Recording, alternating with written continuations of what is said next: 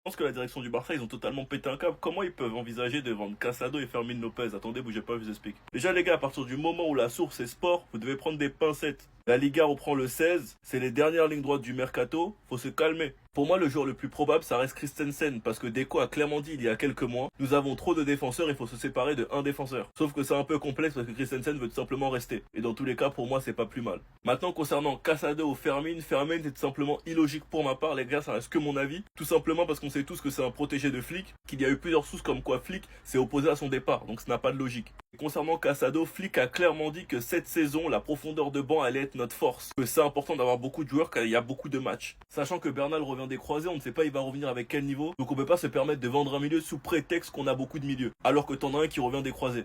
Enfin bref les gars, reste à voir, de toute façon je vais vous tenir au courant. Il faut aussi savoir c'est que bientôt De Jong et Eric Garcia vont prolonger. De Jong ce n'est plus un secret, il l'a clairement dit en conférence. Et franchement les gars, si le club décide de vendre Casado ou Fermin, je vous jure que moi personnellement ça me ferait mal. Des Massians, ces joueurs qui sont prêts à tout pour le club, et personnellement ils méritent pas de partir. Sinon vous les gars vous en pensez quoi? Enfin nous sur cette information on s'ennuie. Ah non, ce club va me tuer un jour, les gars. Sincèrement, le FC Barcelone, ses dirigeants, ils vont me tuer un jour. Trois joueurs du Barça pourraient quitter le club cet été. Fermin Lopez, je m'arrête là. Non, ça sert à rien d'aller au bout. Fermin Lopez. Ça veut dire les dirigeants du FC Barcelone, ils pensent à vendre Fermin Lopez. Alors qu'il y a Olmo dans le club.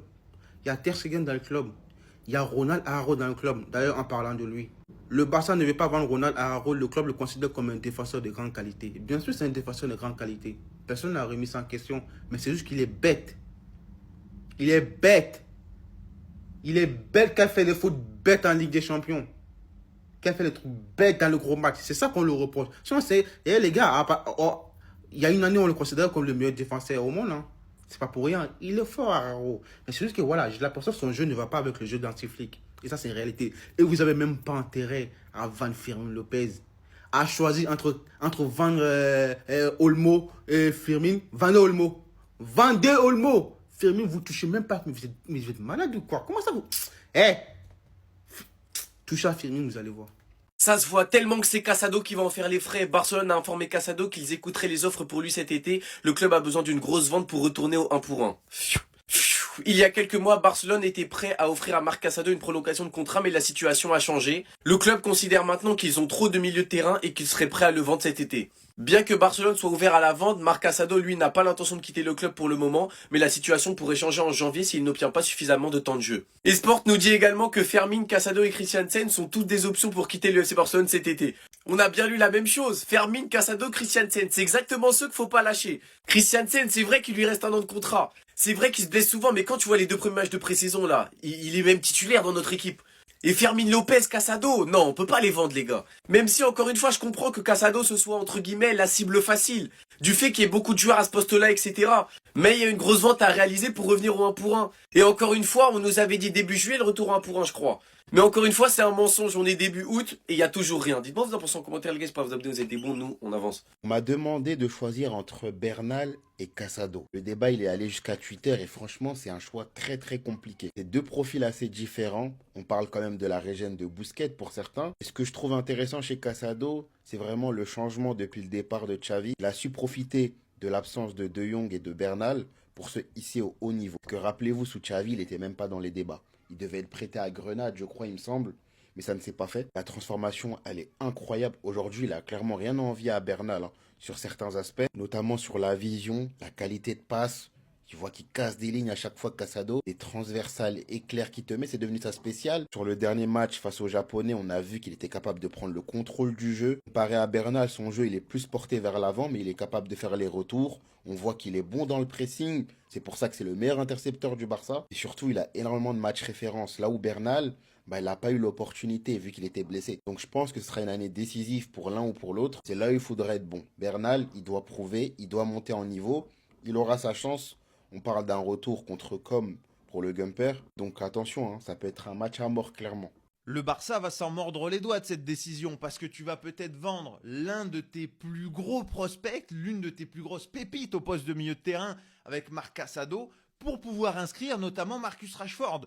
Parce que tu as besoin de liquidité, l'information venue d'Espagne aujourd'hui elle est claire, le Barça a besoin de liquidité, a besoin d'argent et aujourd'hui Casado ça fait partie des leviers qui peuvent être activés par le Barça pour rentrer cet argent.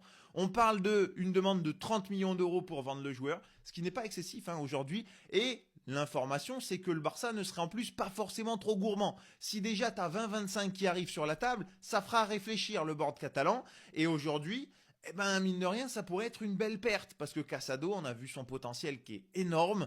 En plus de ça, Flick l'adore, l'a beaucoup fait jouer depuis qu'il est arrivé déjà l'année dernière, même s'il y a eu cette grosse blessure. Mais aujourd'hui, c'est là aussi où tu vois que les finances du Barça, elles sont sur le fil, sur la ligne. C'est compliqué. Rashford, 14 millions de salaire, ça pèse lourd. En plus de ça, t'as pas eu de vente et t'as fait une grosse augmentation de salaire à un Lamine Yamal. Et aujourd'hui, ça pèse lourd dans les finances. Donc t'as besoin d'une vente, t'as besoin de rentrer de l'argent. On va pas se mentir. Aujourd'hui, le Barça pourrait aussi garder Casado et vendre un autre joueur. C'est une possibilité, hein. Mais aujourd'hui, ça fait partie des leviers que le Barça pourrait utiliser parce qu'on va pas se mentir, Casado sur le marché, ça peut faire bouger beaucoup de clubs. Et puis on peut penser, pourquoi pas, un Paris Saint-Germain par exemple. Luis Enrique, c'est totalement son profil. En plus, sorti de la Masia, sorti du Barça, le bon manieur de ballon, etc. Et pour un 30 millions, peut-être même un petit peu moins, pour le PSG, aller chercher un joueur de cette qualité avec ce potentiel-là, ça pourrait être intéressant. Voilà, ça fait partie des clubs potentiellement intéressés pour aller ajouter un milieu de terrain supplémentaire parce qu'on a vu aussi que ça manquait peut-être d'un joueur dans cette rotation. Luis Enrique a tellement bien travaillé l'année dernière que tu as eu quasiment aucun blessé, notamment au milieu. Mais si jamais tu as un Vitinha, un Neves, un Ruiz qui manque, d'un coup tu te retrouves qu'avec Warren et Mayoulou, et puis tu n'as plus qu'un remplaçant au milieu de terrain du coup. Donc un joueur de plus, ça mangerait pas de pain, surtout un petit Casado avec le talent qu'il peut avoir pour une pochette à 30 millions d'euros, les gars. Dis-moi ce que tu en penses, mais voilà, potentiellement le Barça pourrait s'en mordre les doigts à l'avenir parce que le potentiel, on l'a vu, et il est assez énorme. Quelle direction de merde. Quelle direction de merde. Le Barça est ouvert à vendre Casado, Flick mise sur Frenkie de Jong. En espérant que l'information est fausse, mais Casado ne bougera pas du club. Casado ne bougera pas du club. Non mais vous êtes sérieux ou pas les gars? Je vais dire des dingueries, hein. Mais au nom, il est meilleur que plusieurs milieux de terrain. Non, ils sont trop forts. Ça s'arrête pas que à Casado, hein. Christensen, qui a montré de bonnes choses.